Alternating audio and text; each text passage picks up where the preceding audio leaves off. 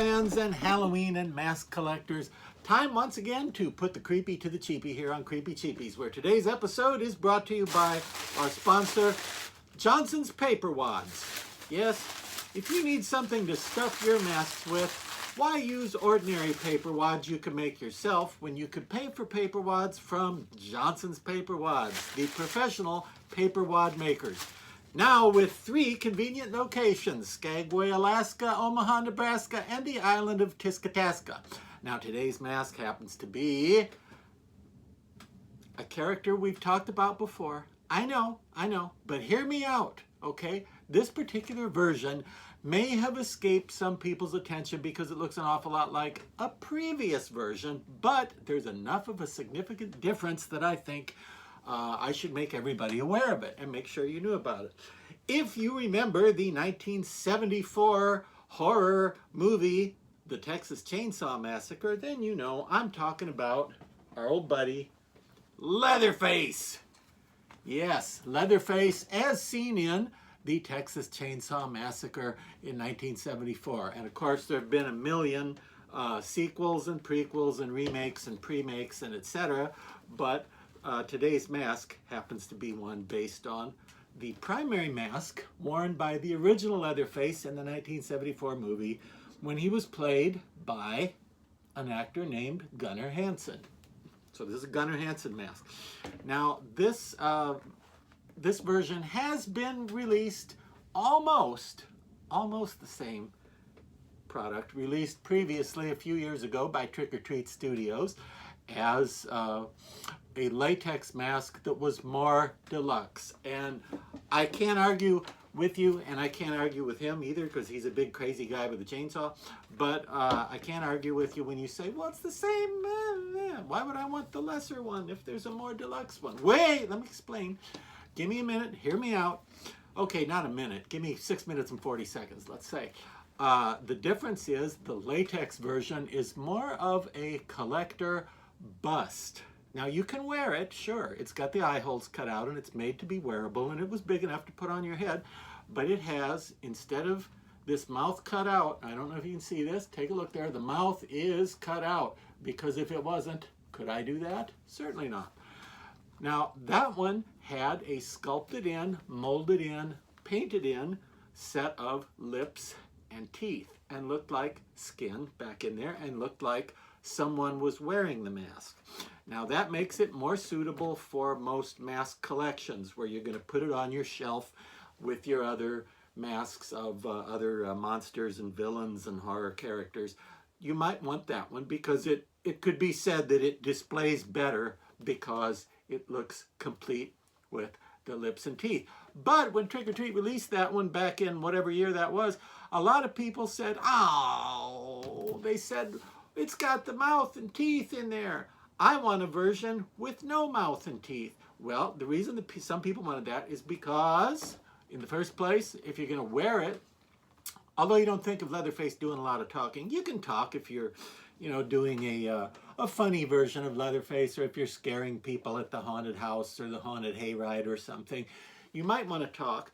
If you're at a haunted house or a haunted hayride where you have to be kind of physical, kind of jump out or run around or, do more than just stay in one spot. If you have to move around much, you'll breathe better with the mouth cut out. And some people wanted to get some of those, do you ever see, they call them Billy Bob teeth, like plastic teeth that you can wear that are all gnarly and broken and ugly, and you could wear those. And some people just have Billy Bob teeth that are gnarly and broken and ugly and could wear, and that way when people see you up close, it might be a little more disturbing because they can tell it's a real person in a mask. Now both versions have that piece of wire in there, and that really is a piece of wire, and if you think that looks shabby, no, that's actually correct. That's movie accurate piece of wire. He actually does have a piece of wire in his mask in the original Texas Chainsaw Massacre from 1974, directed by Tobe Hooper. Okay? Now, another reason you might want this, another thing that's different, even though it's basically the same, and by the way, it's a beautiful sculpture, being a relative term here. It's a beautifully wrought sculpture by Connor DeLess, who, as I mentioned before, is my personal favorite Leatherface mask sculptor. He showed up at a Mask Fest years and years ago with some Leatherface replicas that he'd made, and man, they looked like they just came right out of the movie.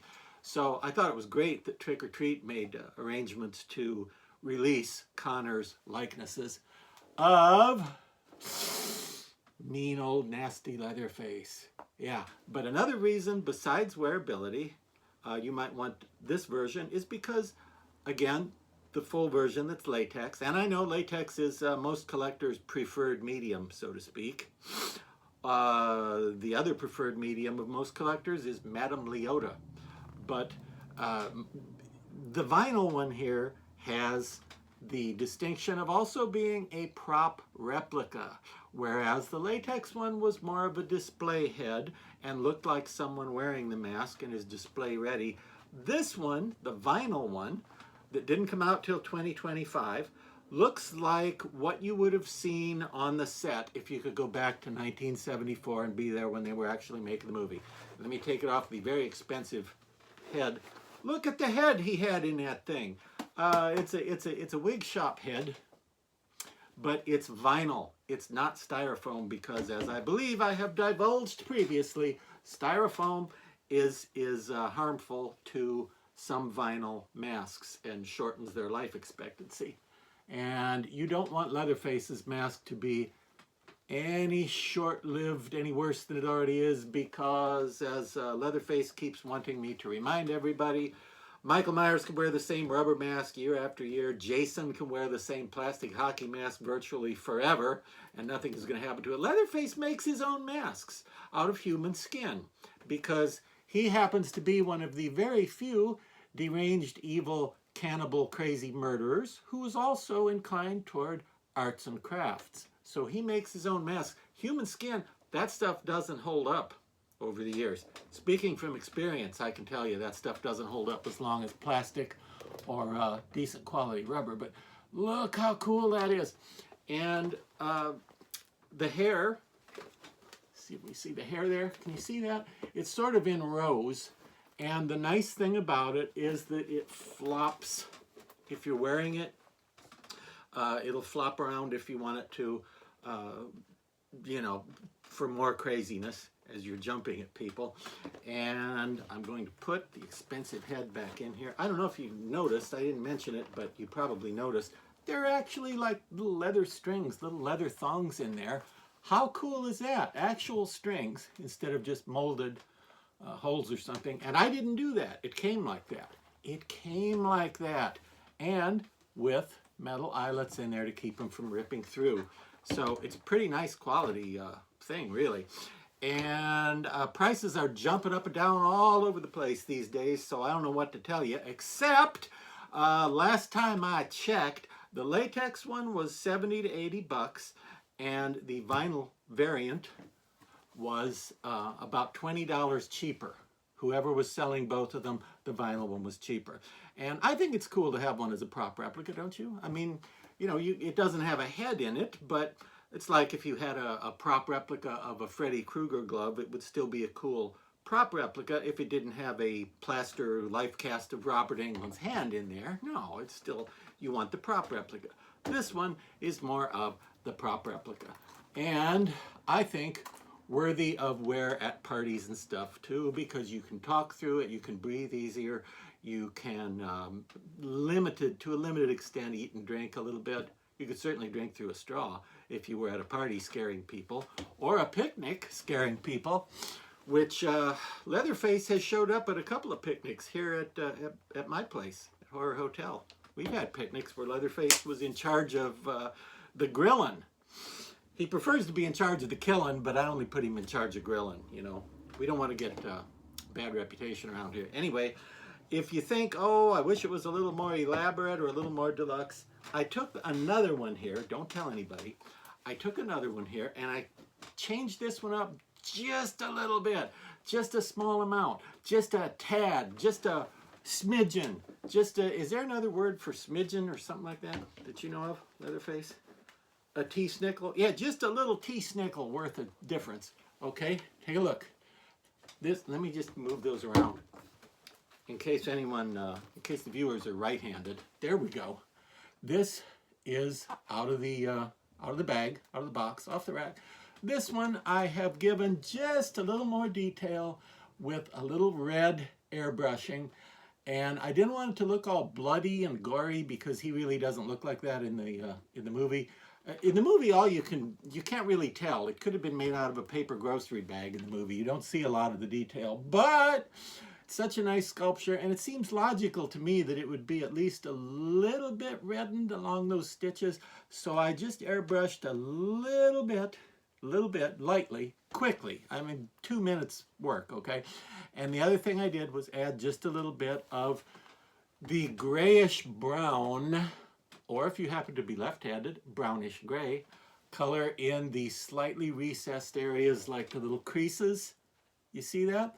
I added a little of that to this one just to make the contours stand out a little bit more distinctly, which is not necessarily more movie accurate. It just looks more lifelike, if I can say lifelike about a thing like, well, you know what I mean. It looks a little more cool, a little more dramatic, and I think slightly more creepy with a little bit more distinction there. Like it brings it into sharper focus, and it flatters and complements the sculpture that much more. So that's all I did, is a little bit of airbrushed red and a little bit of airbrushed brownish gray. And if you have an airbrush, it's pretty easy. That's like, you know, a couple minutes, 5 minutes worth of work total. I'd change it up a little. This one also has had his hair picked, fluffed up, puffed up just a little bit to make it look a little more full in the back, so you don't notice the rows, which you really don't notice even on the out of the bag version, but when you're wearing it, it could flop around so that the lines of hair show. So you might want to run a brush through that a little bit, brush it up carefully, brush it up a little bit, and mess it up a little bit so it looks a little more, you know, dramatic, a little more wild and crazy. But anyway, recommendation there for the Conor DeLess sculpted fine vinyl, which is also, by the way, recommended by me because you can wear it easier because it will take more of a beating. It will probably outlast your latex mask. Big thumbs up to the horrible, horrible Leatherface killing mask, as they call it. And yeah, Leatherface is pretty much into just killing all the time.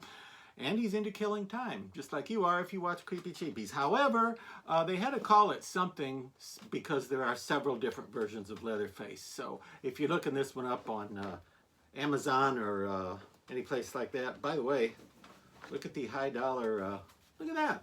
It's a wig head, ancient wig head. I think I got this at a yard sale like 900 years ago. Pretty good mask display head though, don't you think? There is your Leatherface. And, well, if you want a costume for this, you can either make something if you don't want it to be 100% movie accurate, or if you want it to be more movie accurate, they actually make Leatherface costumes with his same basic look to the shirt and the necktie and the apron that he traditionally wears. So get a, you know, a fake chainsaw, a prop chainsaw, and scare those humans this Halloween. And now, as for me and Leatherface, I think we're going to go out for some chili.